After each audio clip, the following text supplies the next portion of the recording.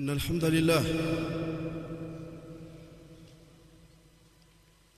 نحمده ونستعينه ونستغفره ونعوذ بالله من شرور أنفسنا ومن سيئات أعمالنا من يهده الله فلا مضل له ومن يضلل فلا هادي له واشهد ان لا اله الا الله واشهد ان محمدا عبده ورسوله يا ايها الذين امنوا اتقوا الله حق تقاته ولا تموتن الا وانتم مسلمون يا أيها الناس اتقوا ربكم الذي خلقكم من نفس واحدة وخلق منها زوجها وبث منهما رجالا كثيرا ونساء واتقوا الله الذي تساءلون به والأرحام إن الله كان عليكم رقيبا يا أيها الذين آمنوا اتقوا الله وقولوا قولا سديدا يصلح لكم أعمالكم ويغفر لكم ذنوبكم ومن يطع الله ورسوله فقد فاز فوزا عظيما أما بعد فإن أصدق الحديث كتاب الله وخير الهدى هدى محمد صلى الله عليه وسلم وشر الأمور محدثاتها فإن كل محدثة بدعة وكل بدعة ضلالة قال الله وأمر أهلك بالصلاة واصطبر عليها وقال يا أيها النبي قل لأزواجك وبناتك ونساء المؤمنين يدنين عليهن من جلابيبهن وقال صلى الله عليه وسلم ما من عبد يسترعيه الله رعية يموت يوم يموت وهو غاش لرعيته إلا حرم الله عليه الجنة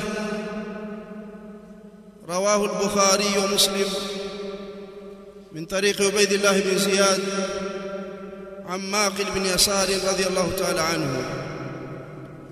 Mzangu katika imani, baada ya utangulizi huu na aya nilizozisoma na hadithi niliyoitaja, maisha ya leo ambayo tunayaishi na utandawazi ambao upo, malezi kwa familia yamekuwa magumu kwa kiasi kikubwa sana, ambayo yahitajia mtu kuongeza juhudi na mapambano juu ya kuisimamia familia yake. Allah subhanahu wa ta'ala anamwambia mtume wake sallallahu alayhi wa alihi wasallama wa'mur ahlaka bis-salati wastabir 'alayha, na iamrishe familia yako kunako sala na wewe ufanye subra juu ya ibada hiyo.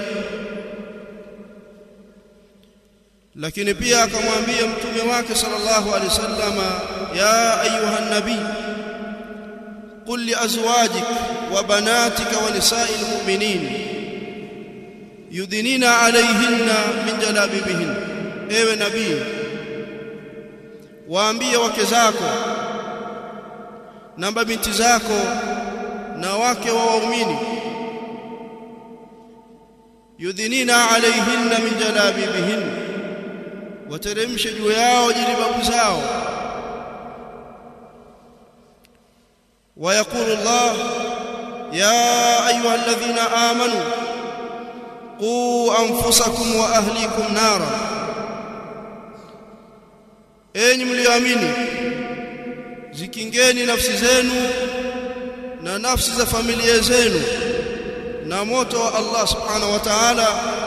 waquduha an-nas wal hijar عليها ملائكة غلاظ شداد الآية. Wanaume sisi tumefanya wasimamizi kwa wake zetu na watoto wetu. Ar-rijalu qawwamuna 'ala an-nisaa, wanaume ndio wasimamizi kwa wanawake, si katika upande wa matumizi peke yake, bali wanaume ni wasimamizi moja kabisa katika kuwalea wanawake kwenye kufuata mfumo wa Kiislamu na sheria zake, kuanzia kwenye ibada, kuanzia kwenye sheria za mavazi na mengineyo. Sisi wanaume yatulazimu kusimama sawa sawa kuwasimamia wake zetu kunako suala la kuvaa mavazi sahihi ya Kiislamu. Tusimame sawa sawa kuwaamrisha wake zetu kudumu katika stara ya kisheria, kuvaa hijabu ya kisheria. Kila mwanamume ahakikishe anasimama sawa sawa na familia yake, kwa sababu yeye ndiyo kawamu, ndiyo kichwa cha familia.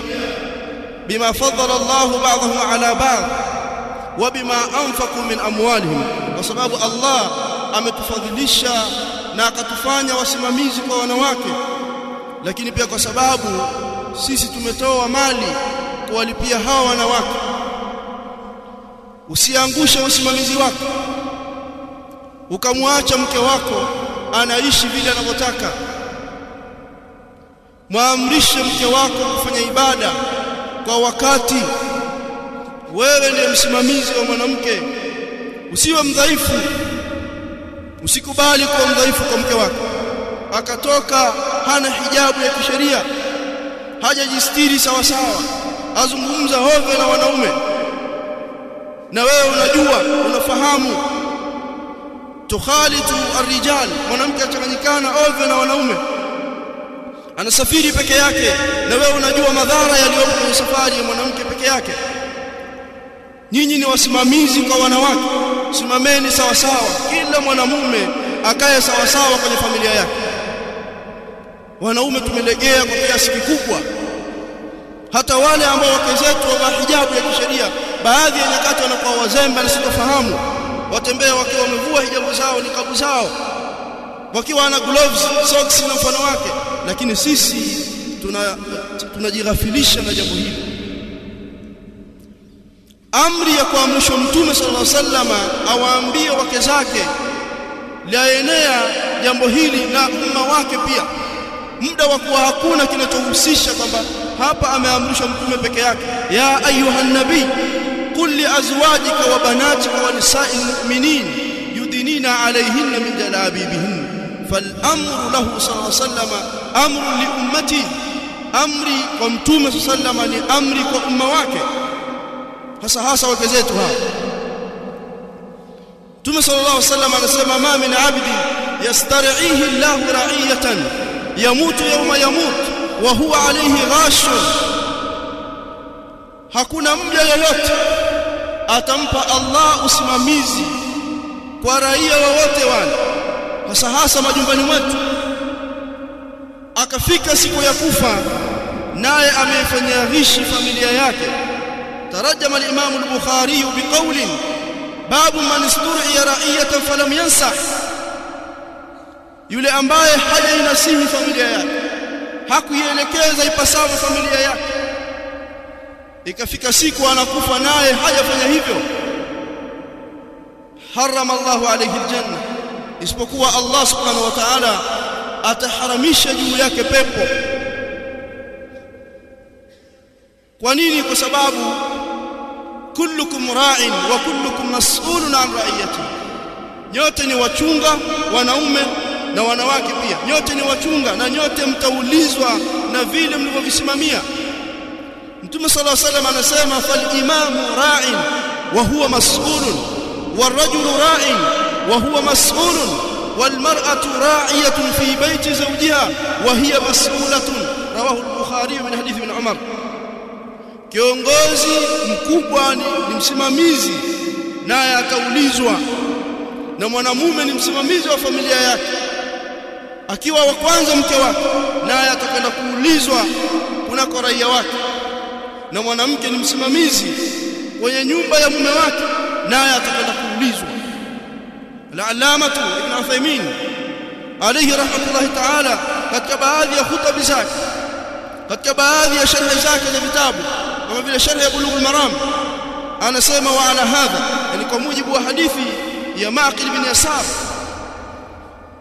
faman mata wa qad khallafa fi baytihi shay'an min hadhihi al-ushush fa innahu qad mata wa huwa ghashun li ra'iyatihi. Tambueni ya kwamba yeyote ambaye atayekufa na yeye ameacha kwenye nyumba yake vitu katika haya ma-TV, ajue kwamba amekufa hali ya kuwa ameishi familia yake. Fasayahrumu alayhi aljanna, itakuwa haramu juu yake pepo. Ninyi mfahamu TV kwa kiasi gani inawadhuru wake zetu na watoto, bali leo imefika mahala mpaka mashule yenyewe watangaza kwamba TV zimechangia kuwaharibu watoto na kuziharibu akili za watoto. Mtoto hali mpaka aangalie katuni vibonzo, mtoto halali mpaka aangalie katuni, mpaka aangalie TV. Wakati mwingine watoto wachelewa kulala. Walimu baadhi wanalalamika kwamba akili za watoto zimedumaa kwa sababu ya ma-TV na watoto kuzoeshwa kuangalia katuni na masimu. Ibn al-Qayyim rahimahullah ta'ala anasema wa aktharu al-awlad inma jaa fasaduhum min qibali al-aba biihmalihim wa tarki ta'limihim faraid ad-din wa sunani. Watoto wengi uharibifu wao umetoka kwa wazazi, kwa sababu wazazi wamezembea, wakaacha kuwafundisha watoto mambo ya wajibu juu yao, mambo ya sala na adabu. Faadha'uhum sigharan falam yantafi'u bi anfusihim walam yanfa'u aba'ahum kibaran, wakawaharibu watoto wao wakiwa wadogo wachanga, hawakuwanufaisha wao wazazi wao wenyewe, hawajanufaika. Hata walipokuwa pia hawakuwanufaisha wazazi wao. Bali anasema rahimahullah ta'ala, wa kam mimman ashqa waladahu wa filta kabidi fi dunya wal akhirah biihmalihi wa tarki ta'dibi. Ni wangapi katika wazazi wamewafanya watoto wao wakawa waovu, wasusuavu, wakapoteza vipande vya maini yao. Kwa sababu mtoto unayempenda ni kama kipande cha ini lako, unakiacha kinaungua, kinaangamia, unakitizama. Wa filta takabidhi fi dunya wal akhirah, akakipoteza kipande hicho hapa duniani na akhira, wa kuzembea kwake na kutokumaadabisha mtoto wake. Wa i'anatihi ala shahawati, na kumpatia mtoto mambo anayotaka.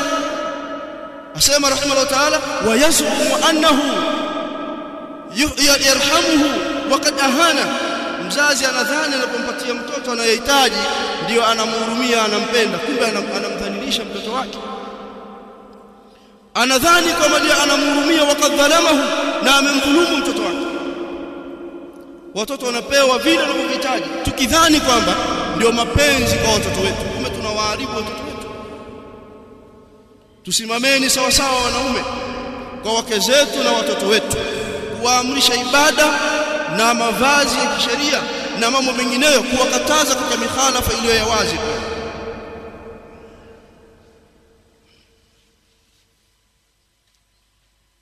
Alhamdulillah rabbil alamin, wassalatu wassalamu ala rasulillahi alkarim wa alihi wa sahbihi ajma'in. Ndugu zangu katika imani, asema Allah subhanahu wa ta'ala, walladhina amanu wattaba'atuhum dhurriyyatuhum biimanin alhaqna bihim dhurriyyatahum wama alatnahum min 'amalin min shay.